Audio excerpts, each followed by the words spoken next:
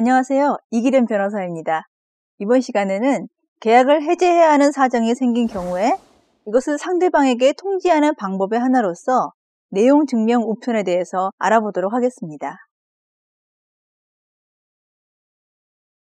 우리는 다양한 계약 관계 속에서 살고 있는데요. 계약을 할 때 그 상황과 조건이 그대로 유지되거나 계약 당사자 모두에 의해서 계약이 잘 지켜진다면 아무 문제가 없겠지만, 만일 계약 당사자의 일방이 자신의 계약상 의무를 이행하지 않는 등의 사유가 생겨서 계약 목적의 달성이 불가능해지는 경우에 상대방은 가능한 한 빨리 그 계약 관계에서 벗어나는 것이 좋겠지요. 해지 제도는 이런 필요에 의해서 존재하는 것인데요. 계약의 당사자 일방이 채무를 이행하지 않는 경우에 상대방에게 그 계약상의 구속을 받게 하는 것은 부당하기 때문입니다. 물론 이러한 해지의 의사표시를 하는 방식은 제한이 없어서 구두로 하든 서면으로 하든 관계가 없지만, 추후 해제로 인하여 분쟁이 있는 경우에는 객관적인 자료로서 서면이 유리할 수 있고, 바로 이때 많이 사용하는 것이 내용 증명 우편입니다.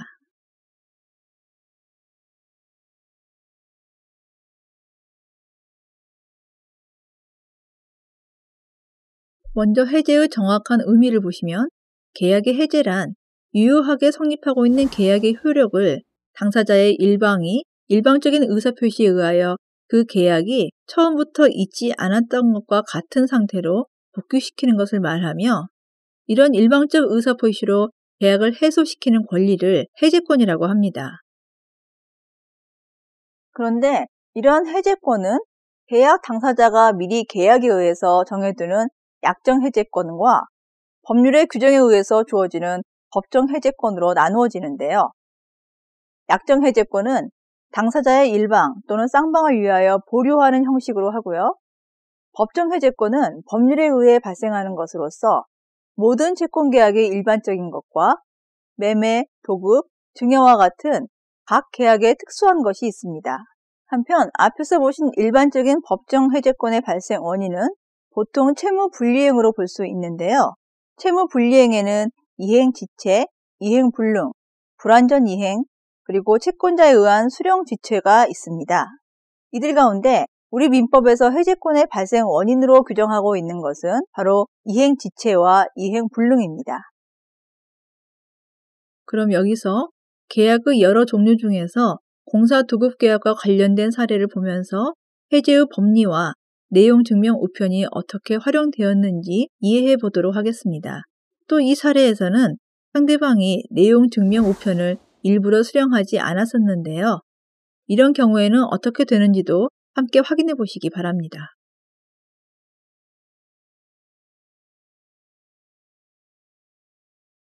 갑은 2005년 5월 말경 자신의 오래된 단독주택을 증축하는 공사계약을 을과 체결하면서 공사대금은 1억 5천만 원, 공사기간은 4개월로 정하고 계약금 명목으로 2천만 원을 지급하였습니다. 그런데 건축업자 을은 자재 준비를 한다는 핑계로 1개월을 허비하더니 7월에는 장마가 끼어 작업을 하기 힘들다며 공사를 하지 않는 날이 많았습니다. 이에 집주인 갑은 을에게 수차례 전화와 구두로 공사를 서둘러 줄 것을 요청하기도 하였습니다. 하지만 갑의 계속되는 공사 요청에도 불구하고 7월 말경 을은 공사 재료비가 급격히 상승한 데다 인건비마저 많이 올라 공사 금액을 올려주지 않으면 증축이 곤란하다는 연락을 한 후 갑의 전화도 받지 않는 등 연락이 닿질 않는 상태입니다. 상황이 이렇게 되자 갑은 공사계약 이행을 촉구하면서 만일 8월 말까지 재개하지 않으면 을과의 계약을 해제하고 다른 사람과 계약을 체결하겠다는 내용증명 우편을 발송하여 을에게 도착하였지만, 을은 갑의 내용증명 우편물의 수취마저 거절하면서 여전히 공사계약을 이행하지 않고 있습니다. 이에 갑은 더 이상 공사를 늦출 수 없다고 판단하여 2005년 9월 초에 또 다른 건축업자 C에게 공사를 맡기게 되었습니다.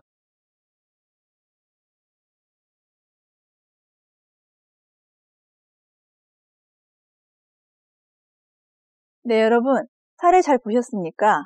이해의 편의를 위해서 실제 사례 2개를 재구성한 것인데요. 이 사례에서 먼저 계약의 해제와 같은 상대방 있는 의사표시의 통지를 상대방이 수령하기를 거부하는 경우에 어떻게 되는 것인지와 다음으로 사례와 같이 공사 기간이 정해져 있는 경우에 기한 내 공사 완성 불가능을 이유로 이행기 전에 도급계약을 해지하기 위한 요건은 무엇인지가 쟁점입니다. 이 사례에 대한 판단은 아래에서 관련 내용을 검토하면서 함께 확인해 보도록 하겠습니다. 첫 번째 쟁점은 상대방이 내용 증명 우편물을 수령하지 않는 것에 대한 평가인데요. 이것은 의사표시의 도달 시기를 언제로 볼 것인가라는 문제입니다. 이에 관해서 민법 원리에 의하면 계약의 해지와 같은 상대방 있는 의사표시는 그 통지가 상대방에게 도달한 때 효력이 생기는 것이고, 여기서 도달이라 함은 사회 통념상 상대방이 통지의 내용을 알 수 있는 객관적 상태에 놓여 있는 경우를 가리키는 것으로서 상대방이 통지를 현실적으로 수령하거나 통지의 내용을 알 것까지는 필요로 하지 않는다는 것이 법원의 입장입니다. 따라서 이 사례에서와 같이 상대방이 정당한 사유 없이 해제의 의사표시가 담긴 내용 증명 우편 통지의 수령을 거절한 경우에는 상대방이 그 통지의 내용을 알 수 있는 객관적 상태에 놓여 있는 때 의사표시의 효력이 생기는 것으로 보아야 합니다. 판례도 이 사례와 유사한 실제 사안에서 이 사건 매매 계약을 이행할 것과 이행하지 아니할 경우에는 이 사건 매매 계약을 해지하겠다는 내용이 담긴 내용 증명 우편을 보내어 원고에게 도착하였으나 원고가 그 우편물의 수취를 거절하고 매매 계약을 이행하지 아니한 경우에 이 사건 매매 계약은 원고의 잔금 지급 거절을 원인으로 한 피고의 계약 해제 의사표시에 의하여 적법하게 해제되었다고 판단하고 있습니다.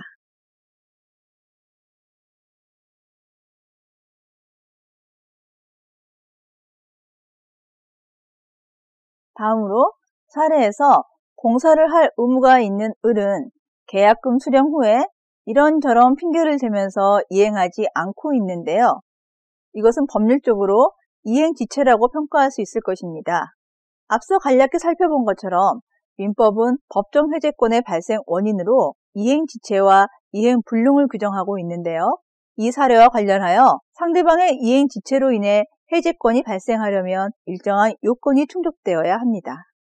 먼저 채무자의 귀책 사유로 인한 이행지체가 있을 것과 다음으로 상당한 기간을 정하여 이행을 최고할 것, 그리고 최고 기간 내에 이행 또는 이행의 제공이 없을 것이라는 요건이 갖추어져야만 해제권이 생기게 됩니다. 바로 이런 요건이 충족되었는지 사례에 적용시켜 보아야 한다는 것입니다. 해제권 발생을 검토해보면 사례에서 공사 이행 채무가 있는 을의 유책 사유로 인하여 이행 지체가 발생한 점은 쉽게 인정할 수 있을 것으로 보입니다. 공사 기간이 약 4개월이었지만 을은 계약금 수령 후 이런저런 핑계를 대면서 6월 한 달을 허비하였고 장마를 이유로 7월에도 공사를 하지 않은 날이 많았다는 것입니다. 다음으로 갑은 전화와 구두로 공사할 것을 요청하였고 그 후에도 계속하여 공사 재개를 촉구한 것으로 미루어 상당한 기간을 정하여 이행을 최고화할 것이라는 요건도 충족되었고 마지막으로 갑이 8월 말까지 공사 재개를 해달라는 최고 기간 내에 을이 공사를 완공하지 못한 것도 분명합니다. 따라서 도급인 갑은 을과의 도급계약에서 벗어날 수 있는 해제권을 행사할 수 있다고 하겠습니다.